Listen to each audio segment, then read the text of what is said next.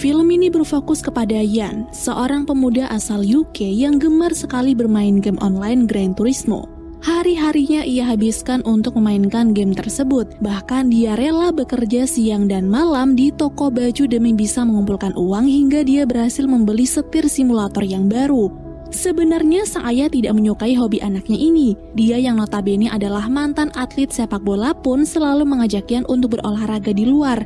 Tapi karena Yan tidak pernah tertarik dengan bola, dia selalu menolak dan lebih memilih menghabiskan waktu di dalam kamar untuk kembali memainkan game tersebut. I'm just gonna do a quick custom job.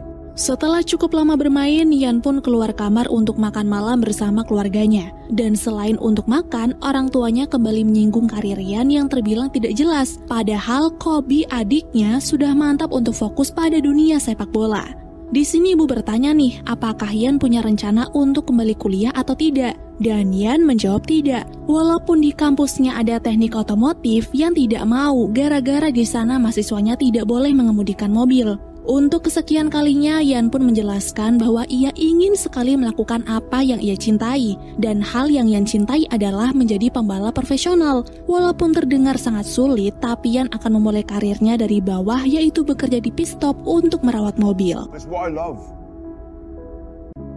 It's what I'm good at.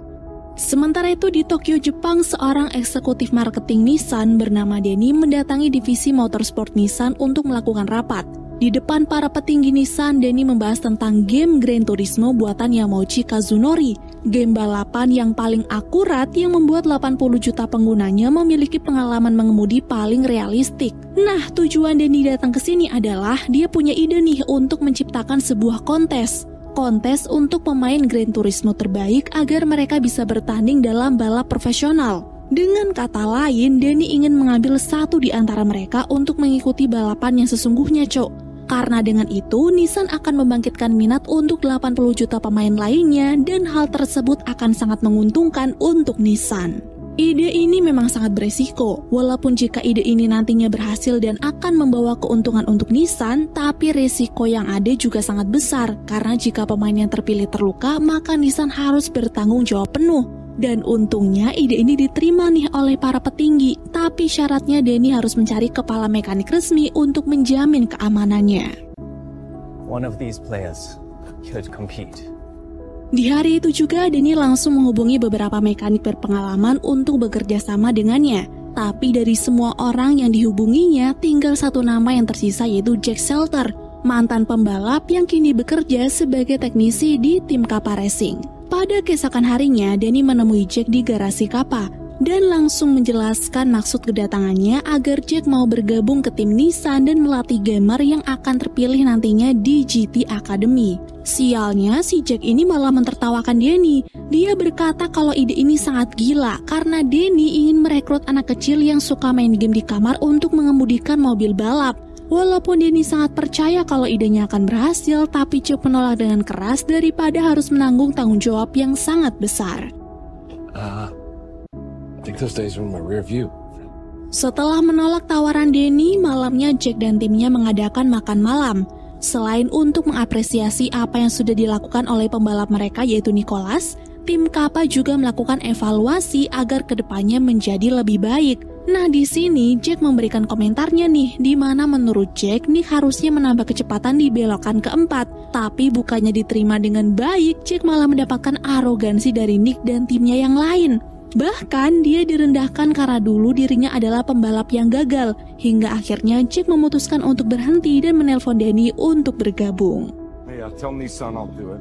I'm not spending another minute with this pretentious clown. Sementara itu di Gamerland Cafe, seorang pria bernama Percel memberitahu Yan kalau Yan terpilih untuk mengikuti perlombaan kualifikasi untuk bergabung di GT Academy. Hal itu karena Yan telah mencetak rekor waktu tercepat pada trek tertentu, dan maka dari itu Yan harus memanfaatkan kesempatannya sebaik mungkin agar mimpinya sebagai pembalap profesional segera terwujud.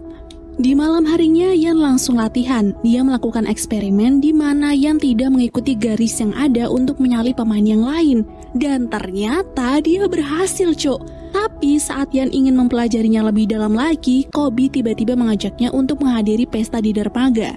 Awalnya sih Ian tidak tertarik, tapi karena Kobe bilang ada Audrey cewek yang Ian taksir, Ian pun langsung siap-siap dan pergi secara diam-diam menggunakan mobil milik ayah mereka. Kobe, give me the keys. Pada pesta kecil itu, Kobe terlihat kobam dengan teman-temannya, sedangkan Ian mengobrol santai dengan Audrey. Sayangnya pertemuan itu tidak berlangsung lama nih karena polisi mempergoki mereka, dan dengan terpaksa Ian harus pulang sambil membawa Kobe dan teman-temannya yang mabuk berat. Pada perjalanan pulang, teman-temannya tidak sengaja membuat kekacauan dan hal itu membuat polisi menghentikan mereka. Lalu karena tidak mau perlombaannya besok gagal, Ian pun nekat kabur dan mencoba mengemudikan mobilnya seperti di dalam game Gran Turismo. Esok paginya Ian ikut bekerja di stasiun bersama sang ayah. Awalnya Ian pikir ia disuruh bekerja di situ untuk mengganti spion mobil yang rusak, tapi ternyata bukan, Cuk. Ayah berkata bahwa tempat inilah yang nanti akan menjadi akhir untuk Ian kalau Ian hanya berdiam diri di kamar dan bermain game saja. Maka dari itu Ian diberi pilihan nih, mau lanjut kuliah atau mencari pekerjaan yang layak. Cuman bukannya menjawab, Ian malah memilih pergi ke kafe untuk segera melakukan perlombaannya. Sampai di kafe, Ian langsung memulai kompetisinya tepat sebelum kompetisi itu dimulai. Walaupun dia harus melawan pemain terbaik lainnya, tapi karena Ian yakin akan kemampuan dirinya sendiri, ia pun dengan mudah menyalip pemain lain dan keluar sebagai pemenang pertama. Karena kini Ian resmi lolos untuk masuk ke GT Academy, dia pulang untuk memberitahukannya kepada ayah dan ibu. Tidak mau anaknya celaka, ayah melarang Ian untuk pergi karena mengemudikan mobil balap sangatlah berbeda dengan yang ada di dalam game. Tapi karena Ian terus berkata kalau ini adalah kesempatan emas untuknya, apalagi dari kecil dirinya sudah punya cita-cita ingin menjadi pembalap profesional, ayah pun tak mampu untuk melarangnya lagi dan akhirnya mengizinkan Ian untuk pergi. Singkat cerita, sampailah Ian di GT Academy yang terletak di Silverstone, Inggris. Bersama dengan 9 pemenang lain dari 8 negara yang berbeda, Ian akan membuat sejarah baru di dunia balap di mana seorang gamer juga bisa menjadi seorang pembalap profesional. Jack lalu mulai memperkenalkan dirinya dan memberitahu para peserta bahwa balapan ini sangatlah berisiko. Gaya gravitasinya pun 2 kali lipat dari yang dialami astronot saat lepas landas. Jadi, daripada menyesal karena membahayakan nyawa sendiri ataupun orang lain nantinya, Jack bertanya nih, apakah ada yang ingin mundur sebelum balapan ini dimulai? Hebatnya tidak ada satupun yang ingin mundur dari kompetisi ini, maka dari itu latihan pun segera dimulai. Tidak hanya belajar menyetir, menikung, dan menyalip lawan saja, tapi mereka juga dilatih berbicara di depan kamera agar saat melakukan pers mental mereka sudah terlatih dengan baik. Latihan yang diberikan oleh Jack benar-benar keras. Ucapan yang dilontarkan Jack juga tidak ada yang mengenakan dan sangat menguji mental. Apalagi ketika 10 pemain ini akan dipersempit menjadi 5. Ketika peserta tersisa 6 orang, Ian mendapat giliran untuk diarahkan langsung oleh Jack. Tapi saat dia berusaha untuk menyalip Matty, tiba-tiba Ian kehilangan kendali dan mobilnya tergelincir. Dan dari hal itu, Ian pun mendapatkan posisi paling akhir dan terancam akan gagal.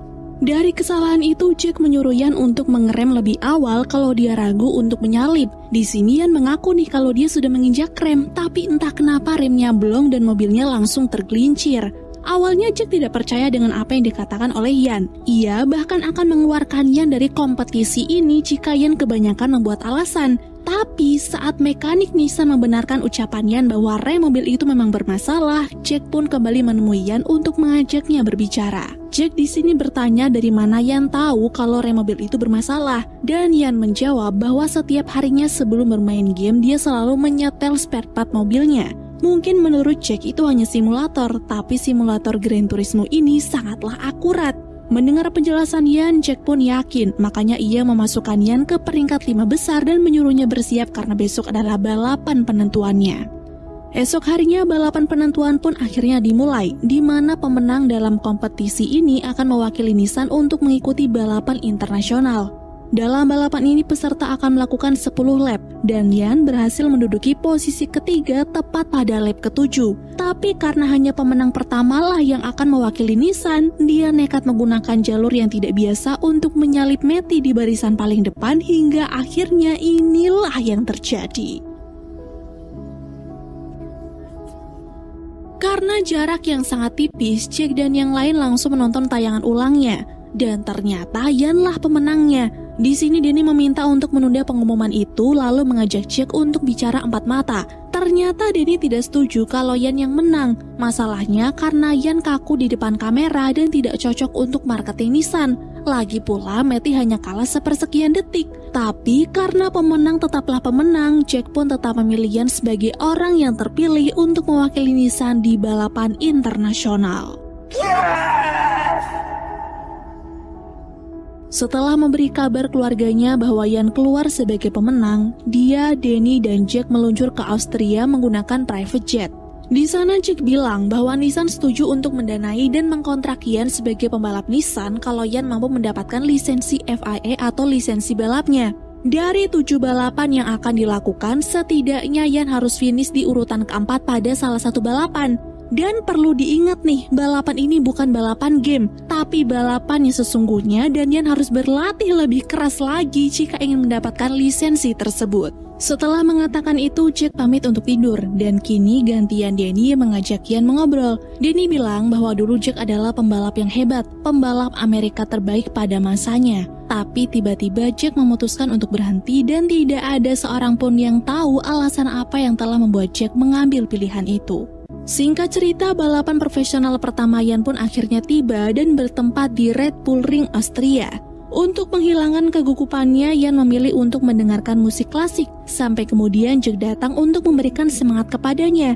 Dia bilang tidak usah terlalu khawatir karena pembalap lain tidak berekspektasi tinggi atas kemenangan Yan, maka yang perlu dilakukan Yan hanyalah fokus dan tetap mendengarkan instruksinya.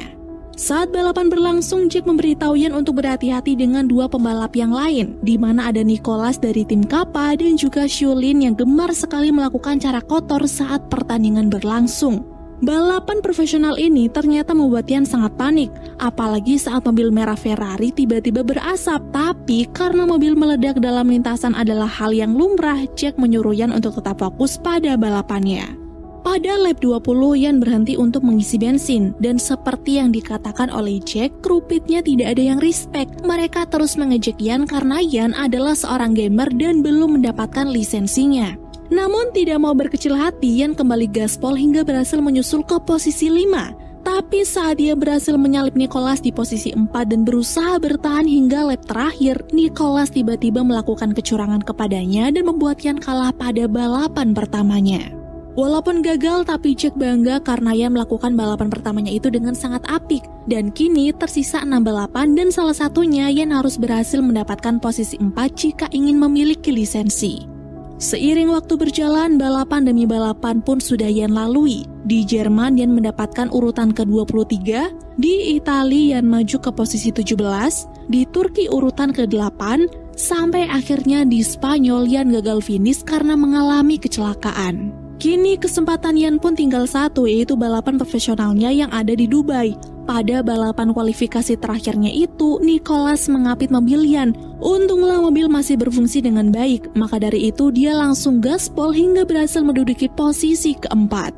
Di sini Jack menyuruh Yan untuk mempertahankan posisinya dan tidak perlu menyalip sampai lap terakhir. Sedangkan Nicholas yang tidak terima, nekat menyalip Yan dengan kecepatan super tinggi hingga inilah yang terjadi kepadanya. Dari kecelakaan itu, lawan berat Yan pun berkurang dan tinggal Shulin yang harus Yan kalahkan. Walaupun kaca depan mobilnya retak karena terkena puing-puing kecelakaan, tapi ternyata Yan berhasil menyalip Shulin dan masuk ke posisi 4 untuk mendapatkan lisensi FIA-nya. Di malam harinya, Jack mengajak Yan untuk merayakan keberhasilan mereka di sebuah restoran mewah. Dengan sangat bangganya, Jack berkata bahwa Yan itu punya insting yang tidak dapat diajarkan oleh siapapun. Dia juga bertanya untuk bonus kemenangan ini apa yang ingin Yan lakukan. Apakah ia akan membeli apartemen atau membeli tiket pesawat kelas 1 untuk menerbangkan pacarnya ke sini. Bukannya menjawab, Yan malah balik bertanya apa trek favorit Jack saat balapan dulu. Dan Jack menjawab, Le Mans. Trek paling menguji adrenalin dan siapapun yang menang pada trek itu akan menjadi legenda serta namanya akan selalu diingat oleh orang-orang. Sesuai saran dari Jack, Yan menelpon Audrey, di mana ternyata Audrey udah tahu nih akan keberhasilannya kemarin. Nah, karena nanti Yan akan melakukan tanda tangan kontrak di Tokyo, dia langsung memesankan tiket pesawat untuk Audrey dan mengundangnya ke Nissan untuk menyaksikan dirinya tanda tangan kontrak menjadi pembalap profesional di tim Nissan. Usai proses tanda tangan kontrak selesai, Yan langsung mengajak Audrey untuk keliling Tokyo. Mereka menikmati keindahan kota itu, menyantap makanan yang enak-enak, hingga akhirnya Yan berani mengungkapkan perasaannya kepada Audrey. Usai puas bersenang-senang, Yan kembali melanjutkan balapannya di sirkuit Nürburgring, Jerman. Sirkuit paling menantang di dunia dan yang paling ditakuti oleh seluruh pembalap. Walaupun begitu, Yan tetap mencoba untuk tenang dengan mendengarkan musik klasik terlebih dahulu. Dia juga sempat memberikan hadiah kepada Jack dan boleh dibuka setelah balapannya selesai. Singkat cerita, balapan pun dimulai. Semua orang menyaksikannya dengan sangat antusias, termasuk kedua orang tua Yan yang menonton dari televisi. Dengan segala kepercayaan dirinya, Yan mampu melakukan balapan dengan baik. Dia bahkan mempertahankan posisinya di urutan kedua mengalahkan Nicholas. Tapi karena terlalu berambisi untuk menang, Yan justru menambah kecepatannya dan berniat menyalip si Ferrari merah. Namun yang terjadi adalah dari kecelakaan mengerikan itu, Yan langsung dilarikan ke rumah sakit menggunakan helikopter. Sementara orang tua Yan di rumah hanya bisa menangis dan berdoa agar Yan baik-baik saja. Setelah melewati masa kritisnya, Yan pun akhirnya siuman dan dia langsung bertanya nih, apakah ada orang lain yang terluka karena kecelakaannya atau tidak? Dan dengan terpaksa, Jack pun menjawab iya.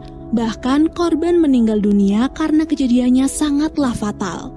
Denny sudah meyakinkan Yan kalau ini bukan salahnya. Lintasan itu memang rawan kecelakaan. Lintasan yang biasa disebut lapangan terbang karena mobil bisa saja lepas landas yang disebabkan oleh tanjakan yang cukup tinggi dan juga dorongan angin dari depan.